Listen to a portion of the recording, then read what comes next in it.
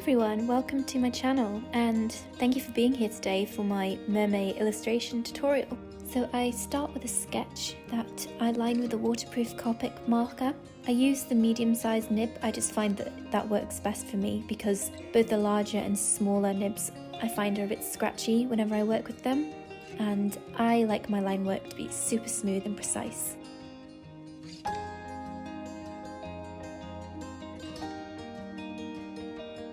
I then start to add some colour, starting with really light layers that are more on the diluted side, which will dry fairly quickly. I find this is the easiest way to gauge what colours and tone are working best, and it means I can work around the effects that are created and change them up as I go. Less is more with watercolour when you're working on a piece that has a lot of room for error, or if you're just a particularly cautious individual like me.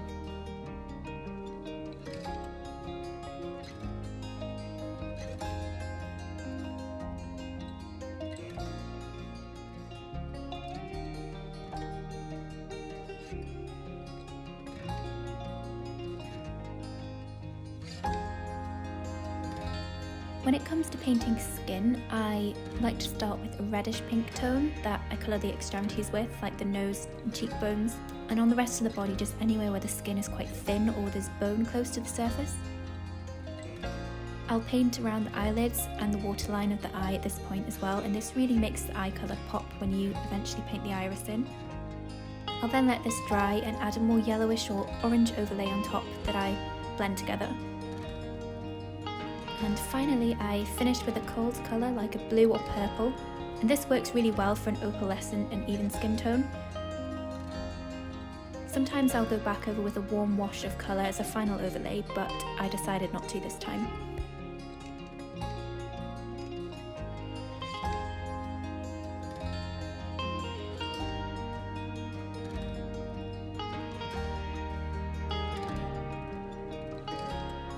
When it comes to adding paint to the tail, I allow myself to be a bit more liberal with how I apply the paint, and this creates a really nice mottled look, which is a good base for painting scales.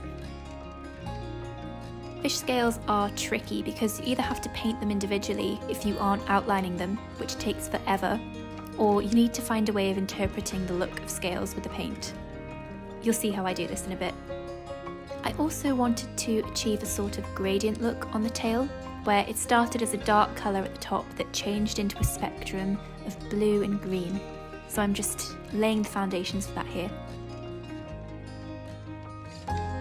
Mermaids are my favourite thing to draw ever because they're such a beautiful creature and you can have so much fun with their design.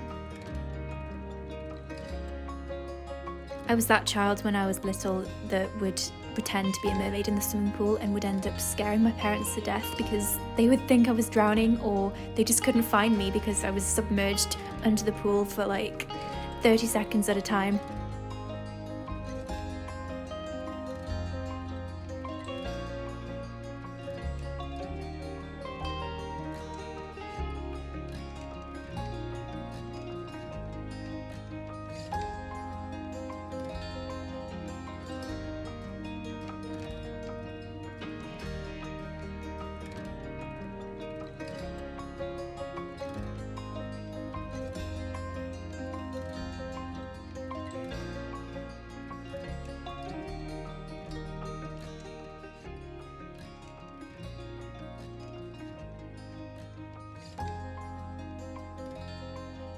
Does anyone else find that whilst depictions of beautiful mermaids are absolutely stunning and I love them, it's so much more interesting to see them when they're creepy or unsettling and have more realistic kind of features, like webbed hands and gills on the back of their neck or their ribcage, or they have eyes specially made for seeing in the deep ocean.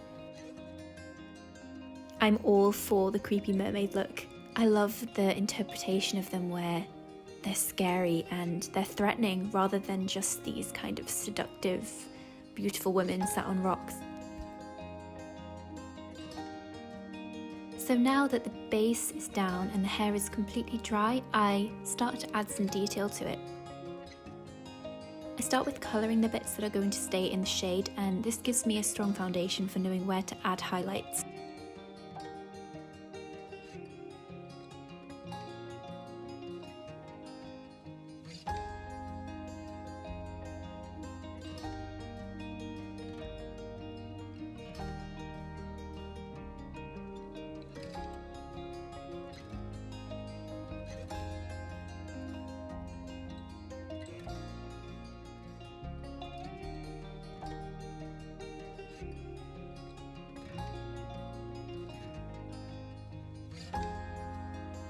For the coral reef, I just put some really thin overlays of paint down to define the seabed. I try not to overpaint any particular bit of the watercolour I'm working on, and I like to keep it all in balance, or I can end up focusing too much on details and it takes me longer to complete a piece if I work that way. I dare say it's a way of disciplining myself to complete a piece before I exhaust myself with having to spend too much time on one aspect of the painting. I was completely dying to paint the hair at this point, but I knew I had to get the rest of the painting up to the same level before I started on the hair. So instead, I began to work on the tail. So here you can see I'm just defining some little scales, so there's a bit of detail for when I put the final wash of colour on top.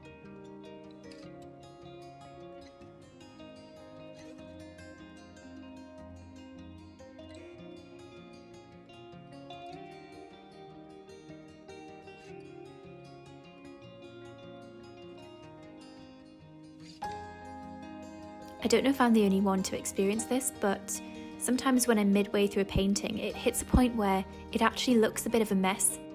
I feel that it kind of needs to look worse before it starts to get better, if that makes sense, and it's especially true when working with gouache paints.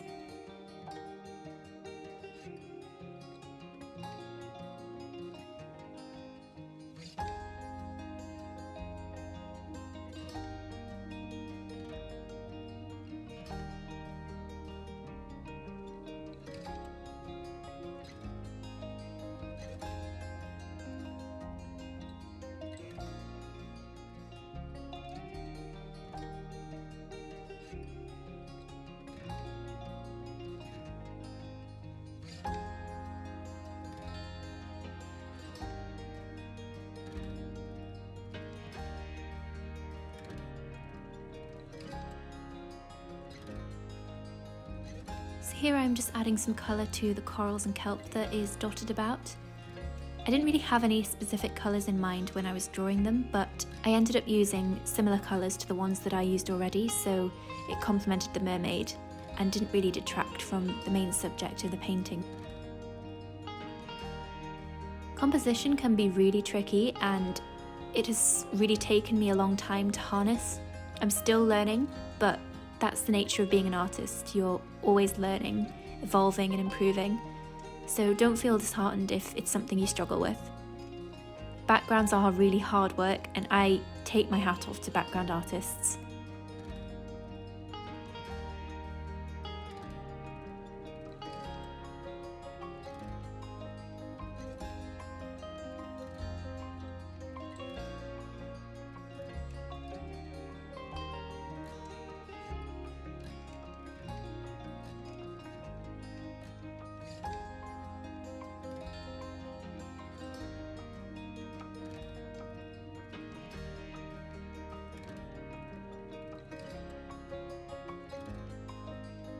Now I'm starting to add the final overlay of colour onto the tail, using more saturated colours.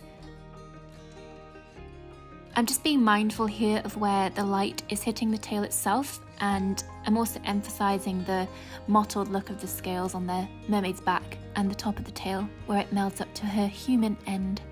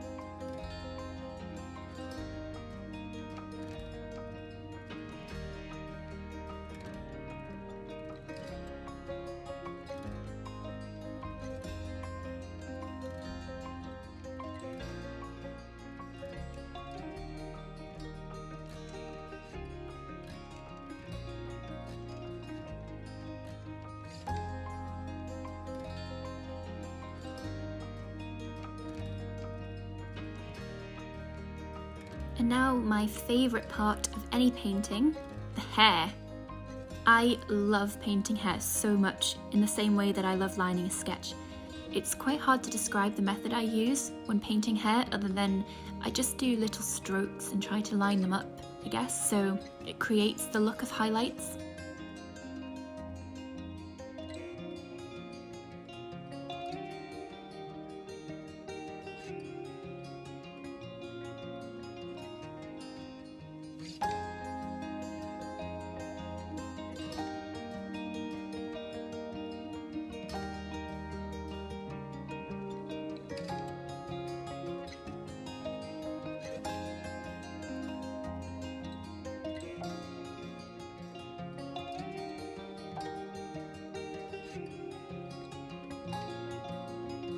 At this point, I just add some fine colouring details to the face using a watercolour pencil. These are perfect for adding in detail when you don't want to mess up what you already have by wetting the page again, and they leave a nice grainy look too if you don't take water to them.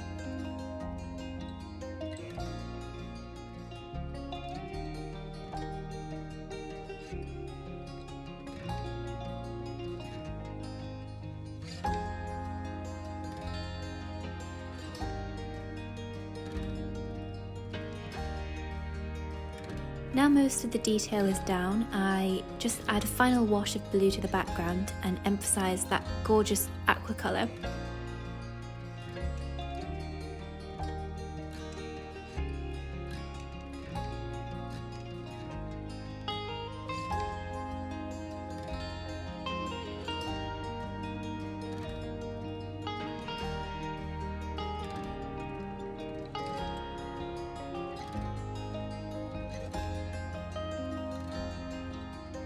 And once everything is dry, I just go in and use some white gouache paint to add highlights and define things like scales and bubbles in the water. I make sure to mix the gouache paint at quite a thick consistency so that it really pops on the page.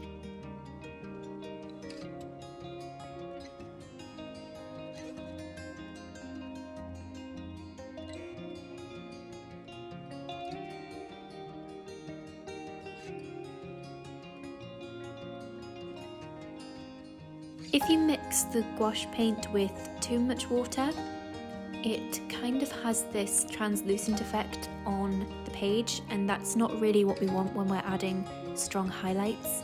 So make sure that you mix it quite thick if you want to add highlights to your own illustration.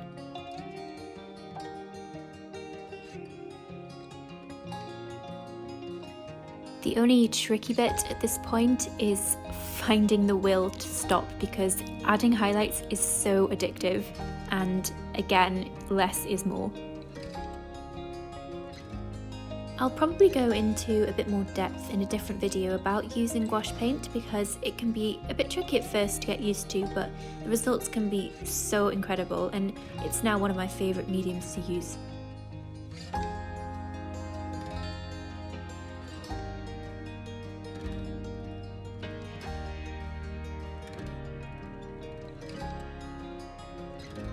Thank you all so much for watching, I really appreciate it, and I hope you enjoyed my little tutorial, or found it useful at the very least. Feel free to like and subscribe, and I will see you next time.